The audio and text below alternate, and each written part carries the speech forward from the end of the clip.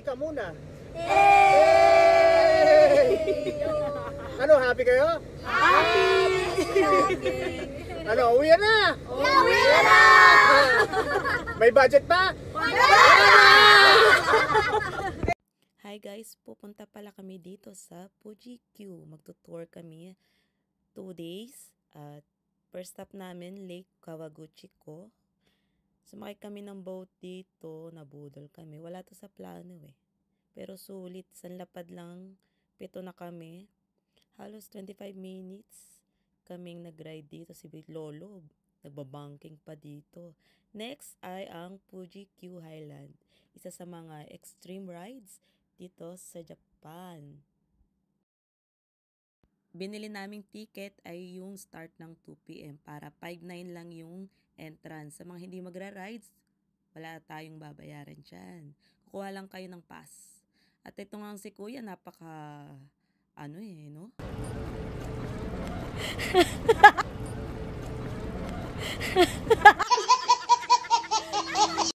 Ang second day nga pala namin ay Tenko no Tori. Oh, supportive si Kuya. Video-video daw kami. Boom, pak.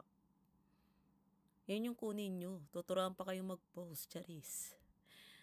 Naglakad nga pala kami pababa kasi wala kami maparkingan sa taas. Kaya yan.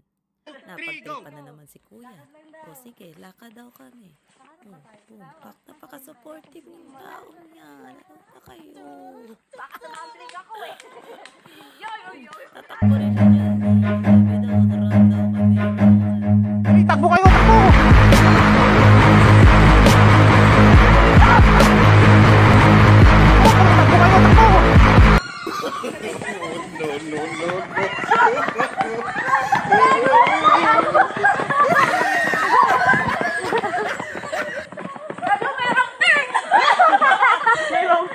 Kaya nga tignan ninyo yung yung nilakad ko paakyat. Sorry po! Hindi, okay lang. Lesson learned. Lesson learned.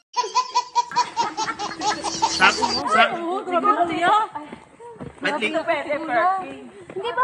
Hindi pa pwede private property doon.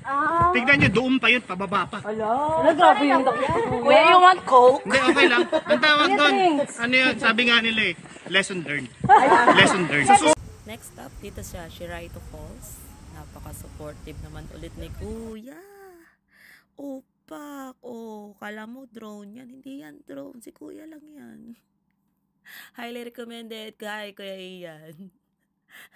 Bully ka. 2, 3, go! Kami lang yung Twerk. Tapos merong sa Oh my God! Wow! Ito yung pinakamasaya na activity, yung paragliding. O, diba?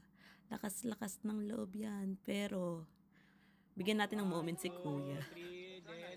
Siya talaga yung tinor namin dito. Peace, Kuya. DM nyo si Kuya. Highly recommended to. O, diba? Pak, sino ka dyan? Tinalo kami. Boom. Transition yan. Gusto mong gumala pero walang car? Andyan si Kuya Ian. I-PM nyo na. Bilisan nyo na. Gala na. Tara na. Let's go. Bye!